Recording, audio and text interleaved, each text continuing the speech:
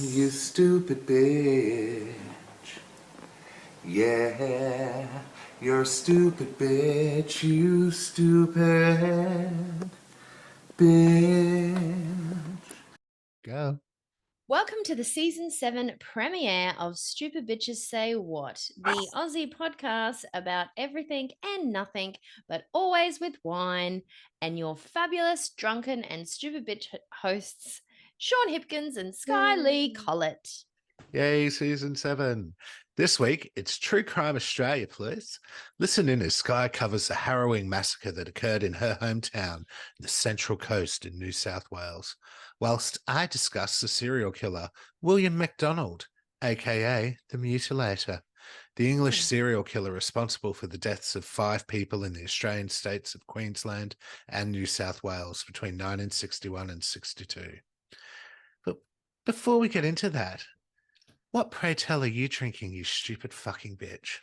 Well, look, I never thought you'd ask. It's been a little while between podcast drinks. Yes. But this evening I'm just sipping on Suntory Oh, 196 double lemon, please. oh, It's only 122 calories per serve, but it's that's 1.6 reasonable. standard drinks per serve, please. And what is that, a vodka or a lemon seltzer? It's a Shakyo Oh, vodka and vodka and soda with natural lemon. Now, Tyler told me this story, and I'm not 100% sure how true it is, but it has on here Suntory minus 196 degrees freeze crush technology. So oh, apparently, according to Tyler, they deep freeze the lemons and then they crush them while they're wow. frozen in a deep freeze, and then they put them in for the flavor. Why does that just sound delicious? It Like, I've is. It's never actually eaten quite it. delicious, and I don't really like my mixes, my pre-mixes, unless they're sodas. Is it Um, minus 196 degrees Fahrenheit or yes. Celsius? Well, Celsius plus. Jesus Christ, It's a that's little chilly. C. It's Celsius. I know, Ah, it's a right? little sick. I'm glad to know your C's from your I F's. do, I do. F's. My C's from my vaginas. But yeah, I've been onto these for a while. Like, I can't drink loads of them because they're quite sweet. Mm. But quite refreshing. I do enjoy them. Delicious on this Friday evening after a really, really, really, really, really fucking long week. Stupid bitch. So it's nice to have a little drink. Haven't drunk since Saturday night. Cheers to season 7. Cheers to season 7. And what, pray tell, Sean Bino Hipkins, are you drinking this fine Friday evening? Well, funny you should ask. So picture it. I got a big delivery. I'm picturing. I got a big delivery of wine from Naked Wines a while ago, and it was a special batch. And in it, a beautiful little bottle of ice wine came.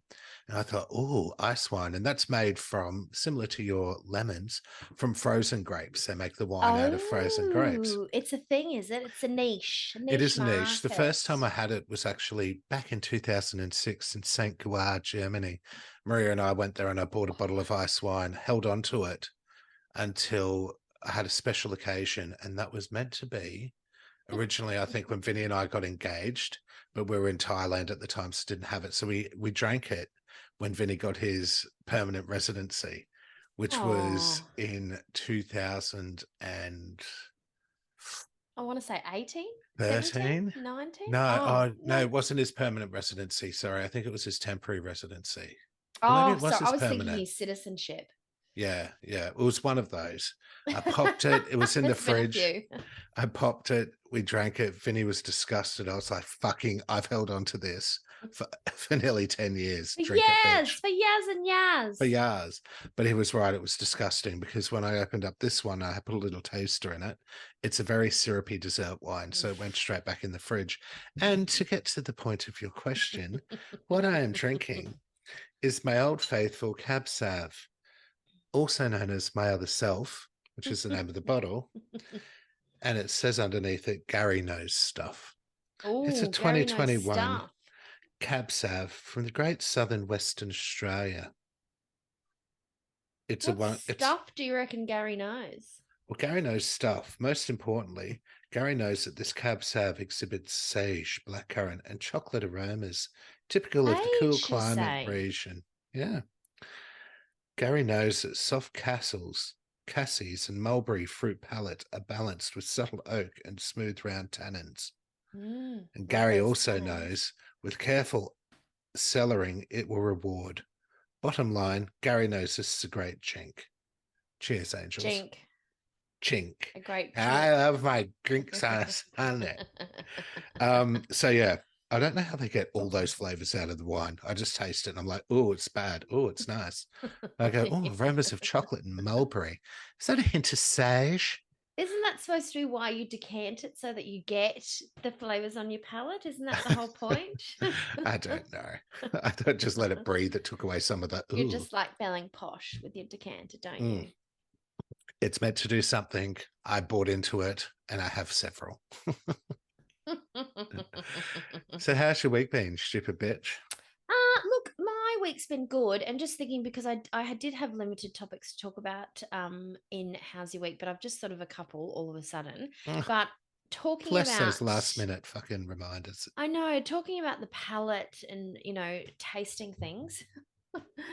Last Friday night we went to the newest and hippest gin bar in the Capalaba area, plus. Oh, sounds hip already. Yeah, I'd only been open for a week. Oh. I think we were one of the first customers there, and we got truly sloshed, and they pretty much had to say, "Last drinks, guys, get the fuck out." But there was a whole range of gin. Now, I'm not a gin drinker. I don't like it. I hate gin. I hate it. Yeah, I just even when I try, like even when they do the fancy gins and the flavored gins, and they mix the them floral with ones are the different worst. things, that's just The gross. botanics gin. The But botanic Vinny gins. loves gin, doesn't he? Well, he did until recently when he had a major spew on Dirty them. spew on them, yeah. So we've got heaps of bottles of gin that he's gotten for his birthdays and shit still up there that he won't touch now. Sell them. Yeah, totally. Marketplace. So look, that was a little interesting adventure. But the thing that I have What's it called? What's the place called? Oh fuck, I don't know. Gin bar. I couldn't tell you. It's sort of like in the back end. Do you remember? It was funny when we drove there. I went to Tyler. I brought the boys what was it? Your Bucks Night shirts from around here somewhere. So when I brought your Bucks Night shirts for Magaluf, I went into like a warehouse something and I ordered online. I had to pick them up from just around the corner. And I was like, oh, fancy that. So it's in there. It's like, so is it do you remember Redland where Coast trade Distillery? tours were? Yes. Redlands Coast Distillery. That's what it is. Yeah. Huh. So they make their own bottles, obviously, and then they now just open a bar, and then next to it is a brewery, and you can take your drinks back and forth between them. And they had some live music on, and it was That's in cool. sort of Bit like of atmosphere. Industrial car. They had some food vans, food trucks, which had some really tasty food. So it was quite nice. It's like a little festival. They kicked us out by 9 o'clock though. So. In the morning. No, in the evening. So that's just a little tidbit. But the other thing I really have to mention is that my husband just several weeks ago got awarded the MVP for the Cyclones Rugby Union. Now, do you know what an MVP is? Most valuable penis. Well, that too. But he was voted most valuable player and players. Congratulations. Oh, well done, Tyler. That's amazing. He had 2 trophies, which is practically unheard of to get both of those awards. So all the team that he plays with voted for him, and then the club voted for him. Oh, okay, Tyler. That's awesome. I know. Was so he chuffed I'm married to an MVP. Oh, I was chuffed. I was absolutely chuffed. The shit thing was that the sound wasn't really good. And the year before, when we had a ceremony for the award stuff, it was in the Sharkies club. I don't know. I know that Leagues one. Club or whatever it is. Yeah. So there was a stage and they had the mics and everything, and you could actually hear it. Whereas he had the mics, but there was kids running everywhere, and the sound wasn't really loud, so it wasn't really much of a ceremony. And I was like, I had a hunch that he would have gotten one of the awards, but I didn't know, and I didn't want to get my hopes up. So I was like, speech. I can imagine you screaming, baby. But speeches were pointless because no one could really hear. So I feel like he didn't really get his moment to shine. Oh, that's well. Look, getting those two awards is definitely a moment, anyway. Yes, and I'm sure he would have said, "And I dedicate this to my lovely wife, Skye." She podcasts on a Friday. She helps out in the canteen on the other Fridays. Undoubtedly, he would have said that without absolute doubt. I know, that's awesome. But it was Congratulations, lovely. Tyler. And he definitely deserved it. And it was great to see, his efforts. He's really killed it for the club on and off the field this He year. has. And it's He's been only our very committed. second year there. So Yeah, that's awesome. yeah, Well it was done. really great. So I'm very, very proud. We love you, Tyler. You're We amazing. do love you, Tyler. Congratulations. Mwah. And as a gift for you, Eurovision season is starting. Yes. Yes, it is. So how's your week been, stupid bitch, please? My week has been good, thank you. First up, I just wanted to give a little public announcement about our fucking merchandise. It's been driving me up the wall. So we had it all ready to go. Then I made a couple of alterations because originally I'd fucked up the shipping. So that's why we made $1.31 on our first sale. I fucked up the shipping costs. So I changed it. And then Printify won't publish it to my Etsy store. I've contacted Printify now over the last 6 weeks, and they're just like, we haven't heard back from our data team. Like, bitches, we promised our listeners I'd get merchandise last season. So anyway, I'll give you weekly updates on how that's going. The other thing with my week, so we have had I'd say over the last year, our water pressure in our unit has been fucked. Oh, ours is fucked anyway. It was slowly getting worse and worse and worse. But when it's gradual, you don't really notice it until it's at a point where it's on full hot, the washing machine's on, you're in the shower, it's on full hot, and it's literally a trickle. Yep. So we finally bit the bullet and got the plumber out. We got one through one company, came out, it was $160 call out fee. He came and sat down, had a look at it all, was really chatty and friendly with us. We're like, oh yeah, cool, this is nice. He won't fuck us around. And he gave us a quote then to get it fixed would be $4,500 to get these two things fixed. Like, what the fuck? Like, we'd seen people in our complex saying they had the same issue. They got the plumber out, took him 10 minutes or half an hour, and they've had the hottest, most pressurized water since they've been here. They're probably taking all your water. They've probably done the dodge in their connection and they're draining all the water from all the other apartments. But then every time we go to them, which plumber did you use? Who did you use? Blah, blah, blah. Oh, we're renters, so we don't know. It went to the fucking Body Corp. Yeah, because they're doing the dodge. They're stealing your water, man. So I thought, fuck it, I'm contacting the Body Corp and finding out which plumbers they used. So they gave us the details, sent them an email saying, hey, we got this issue. We've seen in the Facebook pages, some people from our building have the same issue. You guys are able to fix it in half an hour. Can you send someone? Guy came out, had a look at it. He spent whatever time he had to do shit, $350 all up for the parts, for the fucking labor. And we now have the hottest, most pressurized water we've ever had since we've been here. What a joker that other guy was. Fucking over $4,000 difference. And we'd already paid him $160 call out fee. I know, fucker. Did you ring and ask? I would fucking ring and ask for it back and be like, fuck you. It's funny you say that because we were telling a friend about it, and he said he had the same issue with a plumber, same sort of scenario. And then he left a review on the original plumber's Facebook page or Google reviews saying, the worst, they will try and rip you off. This is what we quoted. This is what we got. And they contacted him and said, hey, we'll give you back your call out fee if you just take the post down. So I was thinking about doing it. Yeah. Do it. But shouldn't that be part of your Body Corp though? Shouldn't your Body Corp pay for that? So that was the whole, when we sent off the quotes to Body Corp originally, if it's pipes that service just our apartment, it's our responsibility. If it's a pipe that, I know. So it's a load of tosh. But anyway, the fucking showers in the morning are amazing. The other thing I had was I bought one of those little ultrasonic cleaners. Have you seen them? You put water in it, put your glasses in it. That drive around your house. No, it's like a little vessel basically. You put your glasses in it and fill it with water and turn it on. It does these tiny little vibrations and it cleans your shit. It shakes the shit off. You put your jewelry in it and it cleans your jewelry and shit like that. Yeah. Cool. Anyway, Amazon? So we go, hey, Amazon. It was Amazon. And so we put it in. Anything off Amazon, please.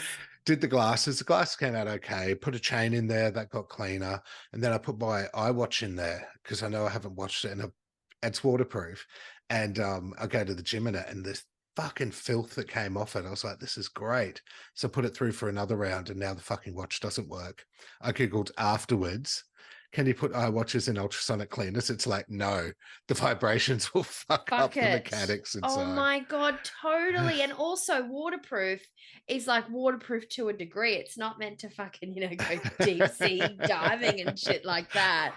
Well, It's the like vessel's only not like that if you get big. it wet or accidentally fall in a pool, like Yeah. we get a bit of sweat on I it. think it goes up to 2 meters, it had on the back. But yeah, obviously when the shit's shaking in there, the water's going right in. So yeah, I fucked up my iWatch. How old is your iWatch? I got it with money from my 40th birthday, so it's only a couple of years old. Like, Oh, they don't really last forever though. You're probably lucky to get 5 years out of it, really. yeah, I mean, and all I really use it for is telling time and measuring measuring my Big gym hand fitness. goes to the 12. And the little hand goes to the 3. What time is it? It's 3:00. It's 7:11. All Oh, right. that's funny. Should we get into our stories? And we're going to do what we do at the beginning of every season. Scissors, We're paper, gonna rock. fight it out.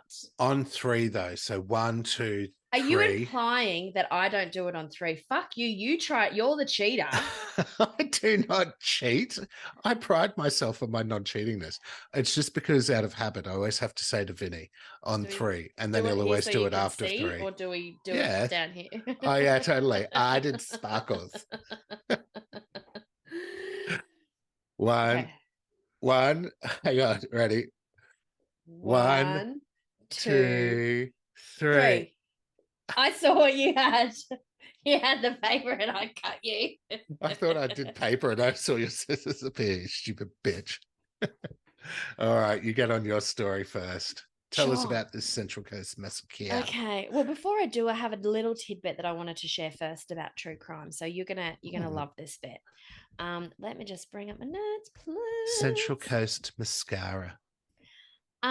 Okay. So before I start my topic, I've been waiting for months for Aussie true crime to come back around so I could talk to you about something I learned recently. Legit. Have you heard? I've said this to you multiple times. So listeners, I've told Bino a bunch of times, please don't let me forget to do this for the next true crime. And this was months ago. But I actually remembered this is the independently. stand so I'm quite thing. proud Fantastic. of myself. Yes.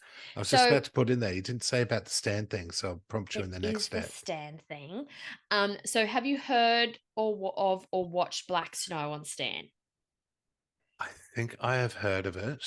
So it's the show with the guy from Vikings, the main guy, Travis Fimmel, that's it. And Tyler loves him, like absolutely loves him. And he's amazing in it. I loved him from his Calvin Klein modeling days back in the 90s. Yeah, I could see why. He's gorgeous. He's really, truly gorgeous. But so he's in this Aussie produced, Aussie made show, basically where he's a cold case investigator, right? And he ends up like looking for missing children mostly, and he goes to far north Queensland to research this cold case that was 10 years before or 15 years before. Anyway, so how it starts is that he's in his office and he's just closed a case, and he has this whole sort of like, he's in a cubicle, and one side of the cubicle has all playing cards on it, right? And he leans over and he crosses one of the playing cards off, and it has a photo of a kid. Anyway, so then he finds out some new information. So what's happened is a time capsule has been opened just after the anniversary of this girl's death, and there's some new information in there that might be relevant to the case. So he picks up the card, and she's listed this girl who died over 10 years ago. She's also on this card, and he decides he's going to go back there and see if he can solve the case. Anyway, it got me thinking, like, what are these cards that he's using? I've never heard of this or seen of this before. So I was wondering if it was a real thing. So Tyler and I got researching, and sure enough, let me enlighten you to a little something called the cold case playing cards. Oh. Have you ever heard of it? No, I'm intrigued. Okay. So, an initiative believed to originate from a US soldier in Iraq who came up with an idea as similar type cards are allegedly used by the military to convey persons of interest. So I guess in my mind, there wasn't a lot about it. It's like the milk carton thing. Yeah. Sort of. I guess like, when they can't really talk or have conversations and stuff, they might just pass along, something that shows a picture of someone and that sort of points them in a direction, I guess. This led to Florida introducing a deck of cold case. Let's see how many times I messed that up. Map. Cold case playing cards in the early 2000s into some of their prisons. Okay. Um, Right. So they'd get narcs who want to get good Yeah. behavior, who want to Yeah. get cut So deals. Australia got wind of the tactic and started making plans in 2015 to implement the practice in South Australian prisons. It was titled Operation Persist, according to the Crime Stoppers website, please. And it officially came out in 2017. The idea So that they did go through with it. yeah, they did. And so now it's in a lot of Australian prisons. So the idea that criminals are known to socialize and play cards and gossip during periods of incarceration as well, and that even if they may not necessarily come across something from other prisoners, they may have heard or seen something whilst they're on the outside that could bring in genuine leads.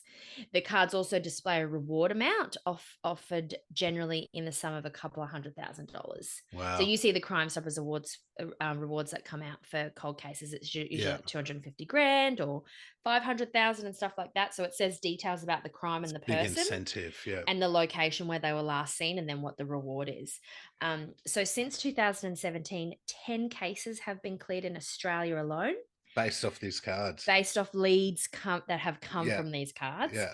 20 charges of homicide have been laid and 3 bodies have been recovered as a result of information provided by prisoners. Fantastic. I love that. Of those who came forward, 36 prisoners also agreed to provide statements for use in court cases. Wow. The families of the victims give consent for their photos to be on the cards and are usually involved in the program to a small degree. Like, they provide information and, help sort of they're promote doing their them due diligence and making sure the family are aware. And stuff like that. But how crazy and what an insanely good, clever idea is that? Yeah, that is cool. That's very cool. So I couldn't get any specific stats from the US from where it originated, but I know it started in Florida, and then Connecticut posted a lot of stuff about all the crimes that they've solved based on doing it. And I mean, obviously, when a crime gets solved, they'd probably update it with a new person of it, a new case. And they've reproduced it so many times in the States as well. But so have we. We in Australia, we've reproduced it a number of times. And obviously, it's supposed to be state based because you're not going to give a deck of cards with unsolved cases to a WA prisoner from Queensland. Exactly. So you're going to make it. So there's obviously different versions that float around in Australia, but how crazy. That is cool. I kind of want a deck. I know. Well, I looked it up to see if you could get them, but they're only like playing cards. They're only like games versions of them, not the actual legit ones, because I guess it's a bit in bad taste though, isn't it, really, if you like. Well, it's funny you say that. So, my other favorite true crime, besides our own podcast of mine, My Favorite Murder. My Favorite Murder, of course. I'm very, very behind in their episodes. So, like, I've just listened to episode 15. They got 300 and something. So, one of their ones in their earlier seasons, super behind. It's 2017, I think. The episodes I'm listening to, their producer gave them both this thing that existed, I think, in the 90s in America. And remember when Batman and Robin, Lion King, all those cards were a big thing, like Pokemon decks, but like you'd buy the movie ones and stuff. They had, and you get the little thing of gum. Yeah. They did that with murderers and had like serial killers on the cards and stuff like that. Whoa, you could not get away with that in this day and age. And they were reading what they were getting and shit like that. And I was like, fuck me, that sounds awesome. This guy was able to buy them somehow, obviously off the internet. But I thought, how cool would that have been, having the full set of that? I think in Australia, at least, they're only produced by Crime Stoppers or in consultation with Crime Stoppers, and then the prison pays to produce them. Because I read some stuff about how actually some of the Australian prisons are responsible for making them. So they decide on the templates and what's going to go on them, and then they set them up to actually make them in prison. Where in they one of the do workshops. Work. Yeah. And then they hand them all up. But like, they get bored in there, and so they're playing cards. So naturally it would come up and you might lead to a conversation, or I know this person. I spoke to someone one time and they knew this person, and they saw that was the last time they were seen. This was actually the last time they were seen, or some shit like that, Yeah. No, it's very cool. It's a very good idea. Isn't it? I'm Yeah. glad you So, held on to that because that has been around for months in yes. my podcast schedule. Remind Skye about Stan. She's never going to remember this. No, I know. And So I've she been did. dying to share that one with you. Very good. But anyway, on to my lead story, which is Yes. the Central Coast Massacre. So imagine my surprise when searching for the most gripping Aussie true crime topics to research for the premiere of season 7. I came across the tale of the Central Coast Massacre that occurred on the 27th of October 1992. Ooh. I'm embarrassed to admit that I don't remember it and hadn't heard of it. I feel like loosely in my brain, I might have heard references You were in the up here by then, past. though, weren't you? In Yeah, well, Brisbane. I'd probably, well, it was October, so I was 12 Yeah. that year. That shit So, wouldn't have stuck in your head. yeah, Your I mum probably was. knows about it, and your dad. Yeah, I was living up here. And I messaged Mel about it actually. I said, "What do you know? Quick, give me some, some things that you've heard on the coast that I can use." But she was the same as me. She said she remembers when it was happening on the news and being at Nen's place and Wow. then freaking out and being a kid and everyone freaking out like every time they heard a noise thinking it was the gunman Oh my God, I can't wait coming. to hear this. So are you ready? Yes. So think about the locations, and if you don't know the locations, I'll explain to you where they are. Okay. In the vicinity. Of. On the evening of October 27th, 1992, Malcolm Baker, a 45-year-old unemployed motor mechanic, made the choice to take the lives of 6 adults and 2 unborn children. In a horrific tale of domestic abuse, Baker was enraged that his 23-year-old girlfriend, Kerry Ann Gannon, had fled their living situation to a residence in Terrigal with her 18-year-old sister, Lisa. I know Terrigal. Weeks earlier, he had tried to run Kerry Ann's mother, Anne, over with his car, promising that he would take the lot of yous out. That was the last straw. Kerry Ann left and had even started to move on with her life with a new beau, 22-year-old Chris Gall. At around 9 p.m. on the fatal night, Baker showed up to the 2-story brick home, smashing out a front window with the handle of a 12-gauge sawn-off shotgun, surprising Kerry Ann and Chris, who had been watching television nearby. Now, I was thinking about this in the vicinity of Martin Bryant and the gun reform. What year was Martin Bryant again? That was 94, 95. Right. So that explains why he had a 12-gauge sawn-off shotgun, because our rules around, weapon reform hadn't come in yet. Yes, of course. Yep. Which, surprising when you hear this tale, 96 they really did something a lot earlier. Yeah. So the two began running for their lives. Well, this could have been part of the catalyst that started of a getting bunch this of shit things in. that happened. So the two began running for their lives, but Malcolm had the advantage, immediately opening fire. Chris was shot directly in the face, but remarkably survived. God. Just need to scroll down a little bit. In a statement given to police, Chris told, "He pumped the action, dropped the gun on me, and shot me. I couldn't see, I couldn't move, I could only hear. All I could pick up was Kerry saying, 'What have you done? What have you done?' Malcolm replied, 'I told you it wouldn't stop me. I told you I'd do it.' Chris claimed next he heard Kerry say, 'Just kill me.' She tried to run again, and Malcolm shot her in the back of the head.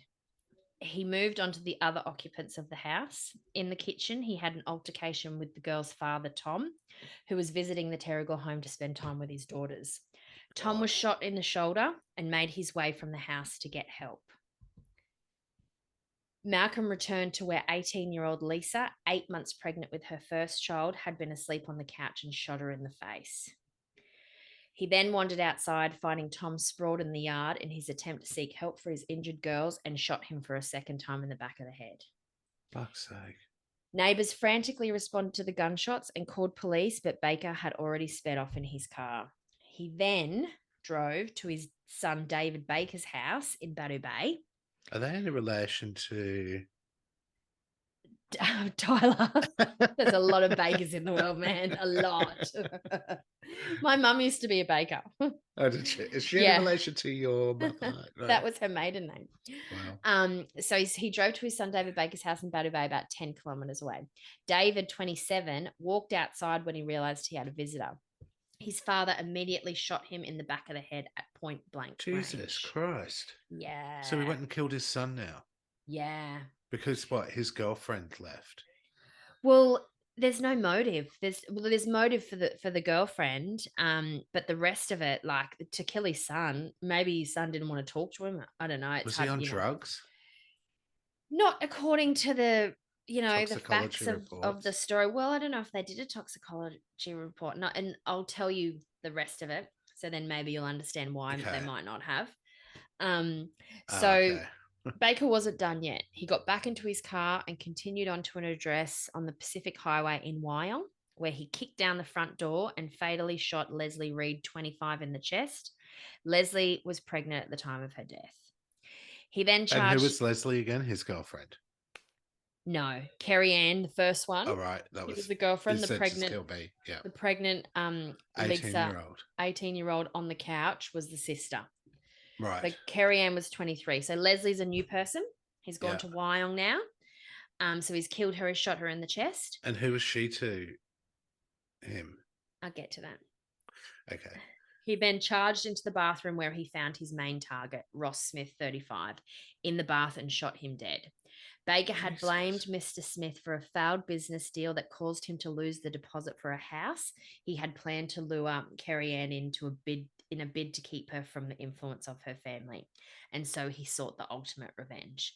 So Leslie was Ross's partner, so pregnant with their baby. So he's just had no concern over anyone else. He's just gone in. You're in my way. Bang. Dead. He's gone on a spree. So Yeah, he's gone it's from total spree. Terrigal. That was the target, was to kill his girlfriend and I guess anyone in the vicinity. Then he's decided to target his son. He's like, fuck it, I've started now. I'm killing everyone else who's pissed me off. Exactly. And then he's gone to this house in Wyong, which is, 20-minute drive, probably longer back then because they wouldn't have had all the highways and stuff that they have now. So probably would have taken it even longer. And then shot this guy because he blamed him for a bad business deal. Jesus Christ. It was around 10 p.m. by then, and Baker had murdered 6 people and 2 unborn children within an hour. Jesus.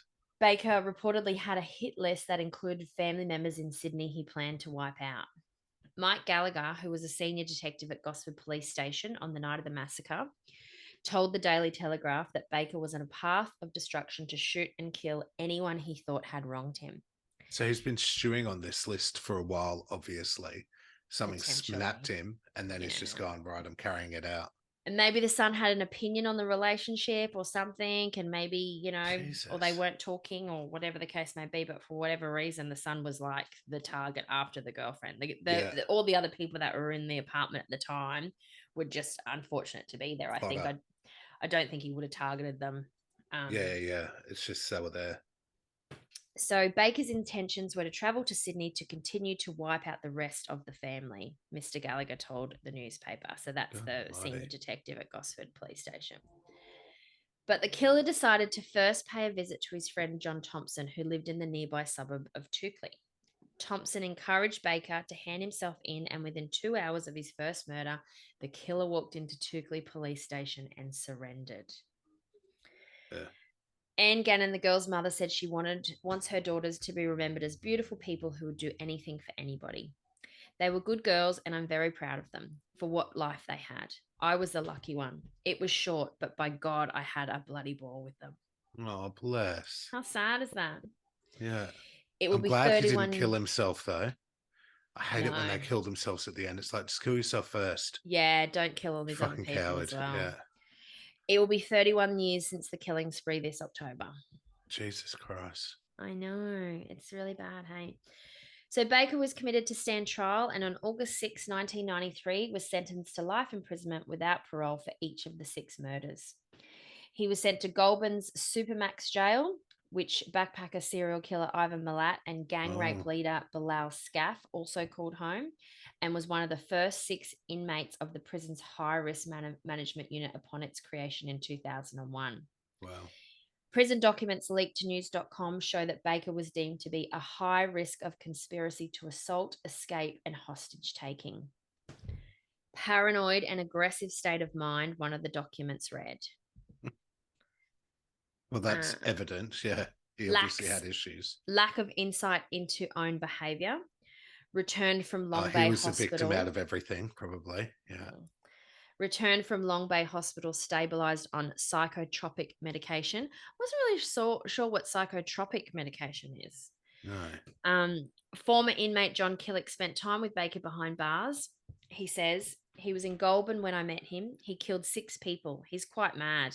He was one of the guys I associated with while walking in the yard. He got a bad bashing in prison. He's quite explosive. He was all right with me, but he had a hot temper. Obs, yeah. Jesus. What a rampage, hey? How fucked up Yeah. is that? How did it feel reading that when you could know all the places he was going and all that shit? Well, then when I spoke to Mel, and she said to me that they were just waiting for him to barge in because they like, I guess they probably, it was probably on the radio and back in the time as well. And she was a kid too, so she wouldn't have known the full sequence of he's turned himself in or anything at that point. And news didn't travel that quickly. Do you know what I mean? Back then, it wasn't like you had the internet. I mean, the internet was around, but nothing like we know it as now. Oh, no way. So it wasn't like, And it wasn't even really that around. It wasn't in every home or anything. Yeah, there was there wasn't even mobile phones. There was still landlines, man. Yeah. So you couldn't have been like, so those people, those neighbors in Terrigal who called the police, it wasn't like they posted on Facebook or, posted on any type of internet to say this is what's happening. So it would have probably come over because the TV stations wouldn't have even gotten there in time. It probably would have been local news, like local radio stations have gone, this is like someone's just called us and told us this is what's happening. Yeah. Let's people put it with on the police radio. Scanners overheard it and shit. Yeah. Jesus. I know, full on, right? Yeah, hectic. And just. But you've been to all those places. I know. Because I even thought Wygong sound familiar. Wygong? Yeah. Wyong. I told you it sounded familiar. But what about the fact like he shot them in the face? Oh, and so Chris, the guy who survived, there's photos of him on the internet if you want to go and have a look at the damage. How much shit happened to his face? Yeah, so it's really bad. Like he's got, like, I think he would have a normal life, but the scarring, it's like he's like, his whole side of his face is completely disfigured. Yeah. So it would have been an open wound and shit like that when it was on the floor. So teeth gone everywhere. The 25th anniversary of the murder was 2017, where I got some of my information from. And that's when the mother finally came out. Like, she lost her husband and her 2 daughters and her future grandchild in one clean swoop. So, 25 years later, I guess she maybe felt like she wanted to talk a little bit. So she gave a little bit of information, but they tried to, some of the articles that I read on the 25th anniversary, that all reached out to Chris to see if he would go on record and, tell of his experience, and he refused. Oh, really? He wasn't interested, I guess, in relating because it would have ruined his life. He's living with that pain every single fucking day. And seeing what happened and, watching those murders happen in front of him after being, well, he wouldn't have saw it because he was the first one shot, but he heard it all go down. Yeah. But just couldn't move. So I just wanted to Google what the difference between a massacre and a spree is. And a serial killer. So the dictionary defines a serial killer as a person who kills more than one victim in more than one location in a very short period of time. Well, that applies. But according to the FBI, that definition actually reflects the behavior of a spree killer. A spree killer is someone who kills 2 or more victims over a short period of time without a cooling off period. So yeah, that was a spree. What's the definition of massacre? Because it's the same with that Strathfield one I did. Like, that's kind of a spree as well. A massacre is an indiscriminate and brutal slaughter of many people. So maybe a spree and a massacre is the same. And a serial killer is a series of murder, often with no apparent motive and typically following a characteristic, predictable behavior pattern.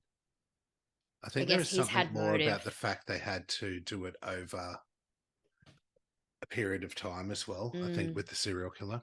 Well, anyway, I'm doing a serial killer now. And his name is William McDonald of the McDonald's. He's from the 60s, isn't he? He is, aka the Mutilator, please. Oh, that sounds nasty. Some of them are so nasty, aren't they? When I start researching them, I'm like, I can't talk about this. It's too horrible. Like, oh, see, I'm like, oh my God, I have to talk about this. It's disgusting. There's so many fucking with Australia too, and there's so many gruesome ones. Adelaide has a fucking plethora of fucked up serial killers to choose from. Yeah, well, I was researching, and I'll say it because I'm not going to do it. The Greenborough Massacre, and that's where a guy, I think it was a boyfriend of the mother, he went in and shot the mother and then shot the kids in the bed, like in their farmhouse.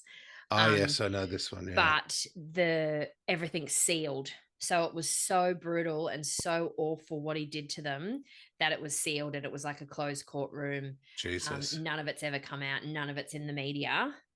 So you could basically talk about the events, Yeah. like, but that's it. There's nothing else that is available to the public to talk about. So I was like, oh, I'll move on from that one. So, but it was pretty bad. Oh, axe murders and her 3 children in Greener, That's right. I said shot, Western didn't I? No, it Australia. wasn't. It was an axe. Yeah. Oh, I'm gonna have to look into that one. There's no information on it. Trust me. Hopefully, they've done like a fucking crimes that shook Australia episode on it. Anyway, William McDonald, born on the 17th of June 1924 in He's an Liverpool. oldie in He's an Liverpool. oldie in Liverpool. Oh, Liverpool in England. Yes, he was a Liverpudlian fuck. He was an English serial killer responsible for the deaths of 5 people in the Australian states of Queensland and New South Wales between 1961 and 1962. So it sounds weird because they say about Queensland and New South Wales, but there was one in Brisbane and then the rest all in Sydney. So North. they Oh, talk Sydney. about Okay. his string of gruesome murders where he terrorized Sydney basically. So while there was one in Brisbane, then when he fled, it was all the pandemonium started in Sydney. So McDonald terrorized Sydney with a string of gruesome murders before being apprehended while working as a porter at Melbourne's Spencer Street railway station in 1963. He'd basically just pick guys randomly, usually homeless ones, drag them into a dark spot, and then go all out punching and stabbing them with a long-bladed knife. He God. wouldn't stop at just a few stabs, though. He'd do it like dozens of times, all over their head and a neck area. And to top it off, he would then sever their genitals. Oh, The media dubbed him the Mutilator because of how horrifyingly he went about his killings. But let's look at his early life, shall we? sure. Thanks. Let's delve into that. Let's delve into the psyche of William McDonald. As we know, he was born in Liverpool, England. His name at birth, though, was Alan Ginsberg. And in 1943, at the age of 19, MacDonald was enlisted in the army and transferred to the Lancashire Fusiliers. What were the Lancashire Fusiliers, I hear you ask? It was Yes, it was Sorry, a my line. phone rang and I was like, decline. It was a line infantry regiment of the British Army that saw distinguished service through many years and wars. When I saw Lancashire Fusiliers, I thought, what the fuck is that? Anyway. One night, however, MacDonald was raped in an air shelter by one of his corporals. The Ooh. encounter left him deeply traumatized, and the memory haunted him throughout the remainder of his life. After being discharged from the army in 1947, he received a diagnosis of schizophrenia and was subsequently committed to a mental asylum for several months. During his time there, he underwent regular electroconvulsive therapy sessions, which back in the 40s would have been a fucking It's permissible, but yeah. also horrendous. Like, I know they do it today, but it's a lot more fucking humane, a lot more controlled. There's a lot more science behind it than just fucking wetting the fucking plugs on each side and going, turn it up. Yeah. So following this period, MacDonald decided to change his name from Allen Ginsberg to William MacDonald, or Willie D's, if you will. And left England.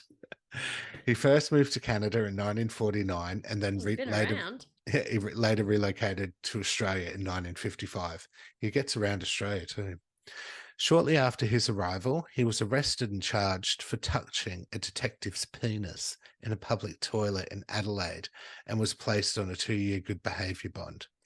So yeah, the guy is obviously gay or has tendencies, but also some pretty big inner demons. So do you want to hear about the victims? Go ahead. Yes, I do. So the series of murders started in 1961 in Brisbane. McDonald befriended a 63-year-old man named Amos Hugh Hurst outside the Roma Street Station railway station. Roma Street Railway Station. God, that would have looked different back then. Been there. Following an extended drinking session at a nearby pub, they headed to Hurst's apartment, so the old man's apartment, where they continued drinking. As Hurst's intoxication grew, McDonald began strangling him. Due to being so drunk, Hurst was unaware of what was happening, and he eventually began to hemorrhage. So, and this is obviously through McDonald telling the story afterwards. So he probably thought the choking was some part of the sex act and was like, okay. And then all of a sudden was like, oh, fuck. And it got so bad that blood started streaming from his mouth and onto McDonald's hands, which pissed off McDonald. So he punched Hurst in the face and continued strangling him until he kills him. McDonald then placed Hurst onto his bed, took off his trousers and shoes, and pulled the sheets up over his head and tucked him in all around the sides. McDonald then waited there a while, then turned off the lights and left the apartment. 5 days later, he found Hurst's name in a newspaper obituary column. It said that Hurst had died accidentally and of natural causes. Okay. I know, right. In the 60s, because he was tucked in bed. He must have died from a heart attack, even though there's blood on his face. McDonald, who was surprised, he had been in terror of the police arresting him for the murder, even though he was certain that no one had seen him leave the place. So at this stage, they aren't looking for a killer, and he's free to flee. So after moving to Ballarat, McDonald then moved down to Victoria. So he's gone Adelaide, Brizzy, down to Melbs, and then he's now moved into Sydney, and he's working as a construction worker. He found accommodation in East Sydney, where he became well known in the parks and public toilets, the local beats, if you will, and secret meeting places for homosexual men due to the criminalisation of same-sex sexual activity. On the 4th of June 1961, police were summoned to the Sydney Domain Baths. A man's nude corpse had been found savagely stabbed over 30 times and with the genitalia completely severed from his body. Alfred Reginald Greenfield became the second victim claimed by the killer, soon to be dubbed the Mutilator. Greenfield, who was 41, had been sitting on a park bench in Green Park, just across the road from St. Vincent's Hospital in Darlinghurst. McDonald offered Greenfield a drink and lured him to the nearby Domain Baths on the pretext of providing more alcohol. McDonald waited until Greenfield fell asleep, then removed his knife from its sheath and stabbed him approximately 30 times.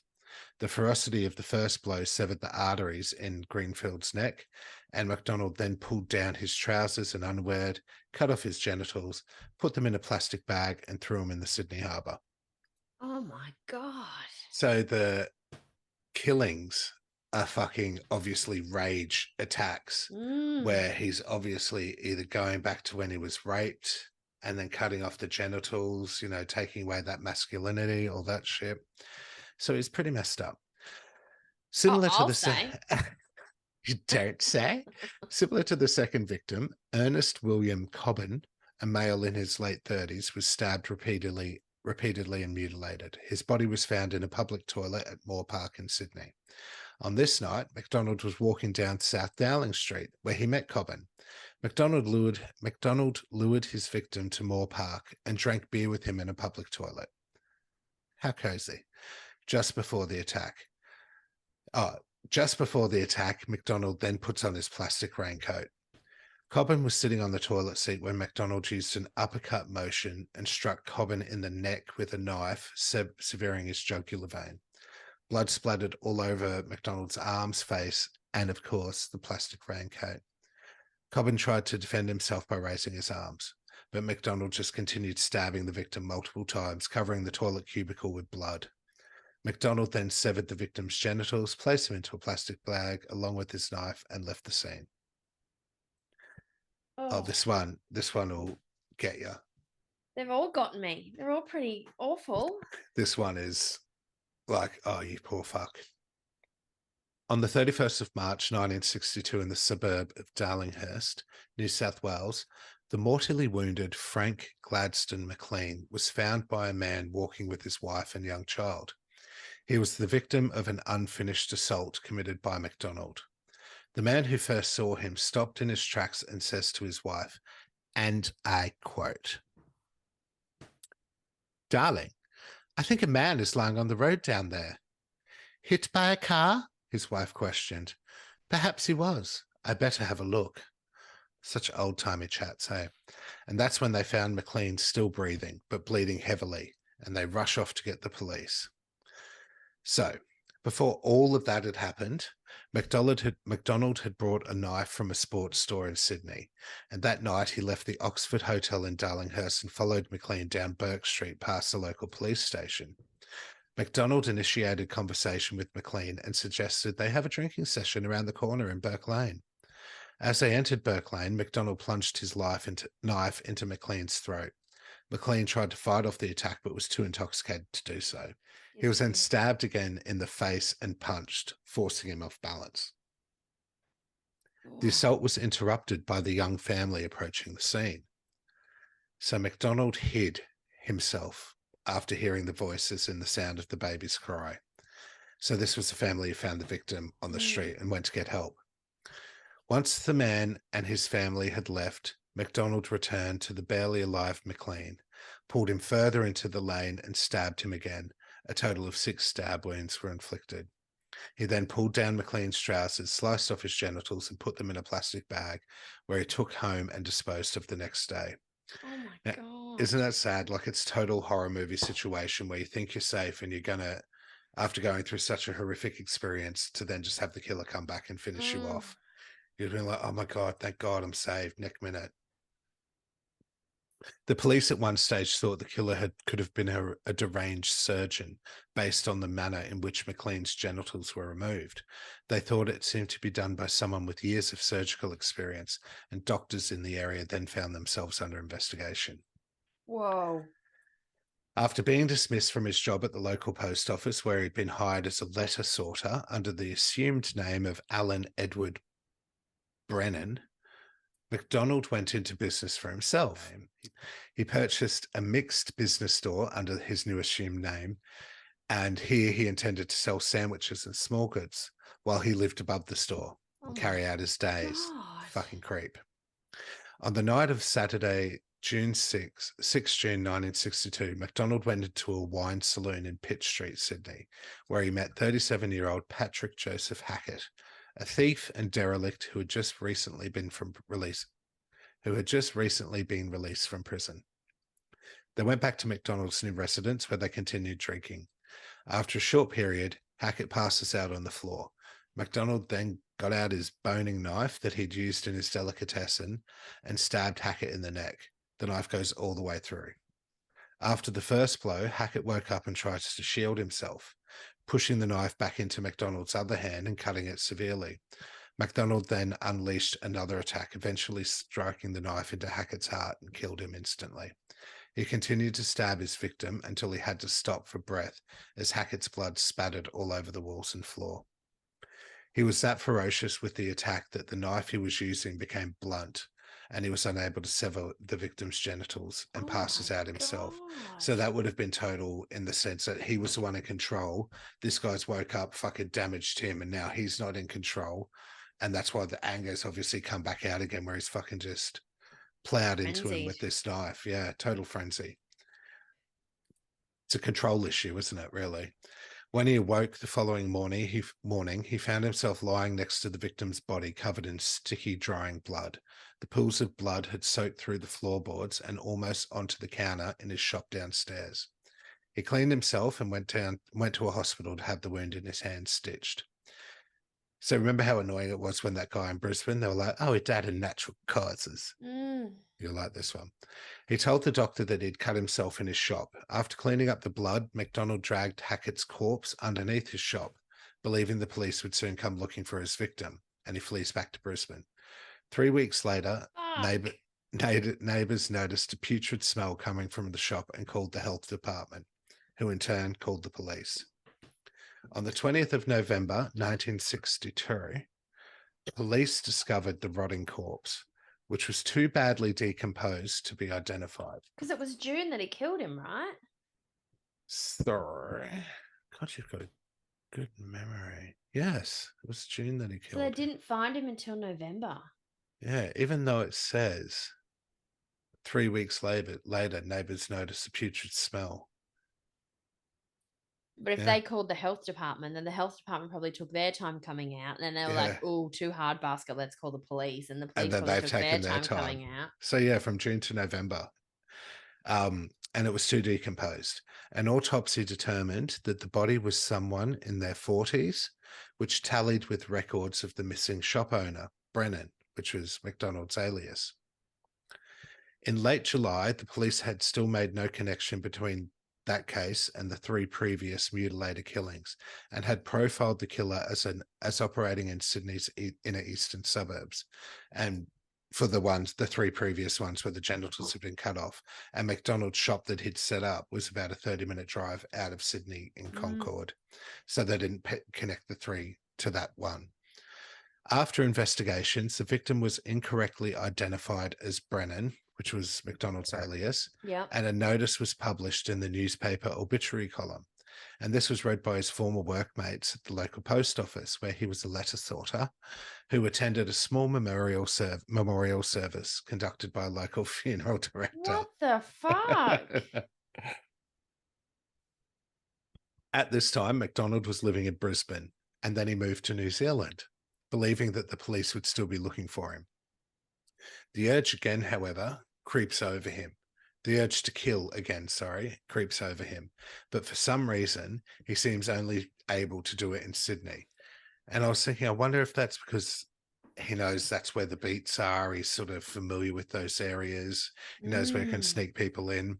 It's more opportunities to sort of find gay men to murder, maybe. Where does he get his money from to make it around? Like, get over to New Zealand? He was a letter sorterer. I don't know. Buy the shop and everything. Like, yeah. Maybe it was just very frugal with the money he had. Maybe. So he returns to Sydney. And when he returns there, he meets a former workmate, John McCarthy, who said, "I believed you had died." Which McDonald replied, "Leave me alone," and ran away, travelling to Melbourne soon after. And you know, at that stage, probably jumping on the back of trains as well with that type of shit, maybe. Yeah, but how did he get to New Zealand? Back of a ferry. McCarthy went straight to the police. At first, they didn't believe him and accused him of having had too much to drink, and he was told to go home and sleep it off, telling him he was crazy. McCarthy goes back to the police the next day, trying to tell his story again, but again, they don't believe him. So he's like, "Fuck you guys, I'm going to the papers." And he goes to the Daily Mirror newspaper, where he speaks with the crime reporter. Go you, bro. Yeah. And he speaks with the crime reporter. And it's funny to think how shit like that would have been a huge pull for newspapers back in the day. Oh, yeah. Now people would be like, jumped onto any lead. You'd be like, "Yeah, sure, come talk to me. This sounds juicy. Tell me what you got." Now people would be like, so what? Someone saw someone they thought was dead. Send me an email. I've seen the Elvis and Monroe stories. That's not going in my newspaper. Anyway, McCarthy explained how he'd bumped into the supposed dead man, Brennan. The reporter saw the account as credible and filed a story under the headline, "Case of the Walking Corpse." Publication got so much interest that it forced the police to exhume the corpse. The fingerprints identified the body as belonging to Hackett and not McDonald, because this guy was a thief, remember? So they would have had that shit on file. Yeah. You'd think when they were having trouble identifying the corpse in the first place, because it was so decomposed, that they may have gone with the fingerprint test before burying him. That was money. Right? It would have cost a fortune back in those days to do that. Fingerprint test? Anyway, closer examination found that the body also had several stab wounds and mutilation of the penis and testicles. Wouldn't have cost that much money to have fucking looked into that. Potentially linking the crime to then. Oh my God. Potentially. Potentially. Oh my God. Potentially linking the crime to the notorious Mutilator. But you think about it, right? So if you get your fingerprint taken right now, they scan it in and it goes into a system. Back then, you would have literally needed to take the fingerprint. You can't just look at two fingerprints with your own eyes and go, yeah, they match. That's a match. Like you need I to wonder actually how. have an expert, and you like I don't Yeah, know the science behind it, but I'm yeah. telling you, No, can't just just I can't walk up to you and go, look, this fingerprint and this fingerprint, do they match? I don't think it's as simple as that. they're You have to simple. know what you're looking for. You have to have an expert in to. It'd be interesting to know how they did do it back then. Yeah, Mm, but still, they could have seen that the body had stab wounds and death. That was genitals. major oversight. So yeah, they were like, yeah, it must be the shop owner. He's decomposed and 40. It fits. It's not like the body was burned badly or anything either, you know what I mean? Where it would have all been destroyed. Well, if it's decomposed too, it's hard to tell unless you're really looking for something that if, the stabs Yeah. and stuff like that. Well, they were able to get it from the exhumed body, the Yeah. exhumed corpse. True. So the Sydney police obtained an identikit picture of McDonald, which was circulated to every newspaper in the nation. And by this time, McDonald had taken a job on the Melbourne Railways, being hired as David Allen. Even though he tried to disguise himself by dyeing his hair and growing a moustache, he was instantly recognised by his workmates. Melbourne police arrested him as he collected his pay for the week. And under questioning, McDonald readily admitted to the killings, blaming them on an irresistible urge to kill. He claimed he was the victim of a rape as a teenager and had to disempower the victims chosen at random. McDonald also said that he heard voices in his head telling him that his victims were the corporal who raped him as a teenager. He was charged with 4 counts of murder and committed for trial on the 15th of August, 1963. The trial began in September that year and was one of the nation's most sensational. To be honest, I'm rather impressed that they caught him. He was in a different state, and the Country and all that identikit shit. would have been not the greatest of likenesses. Well, we've too. seen from the Wanda Beach murders and shit like that. Yeah, I'm quite impressed with the police work, even though they messed it up for a while. They got him in the end, Yeah. Yeah, true. Especially after the first fuck ups. especially in the 60s. McDonald pleaded not guilty on the grounds of insanity and testified in great detail to the gruesome murders. He told the court of how blood had sprayed over his raincoat as he castrated his victims, put their private parts into plastic bags, and took them home. He even told the court what he did with the genitals once he got home.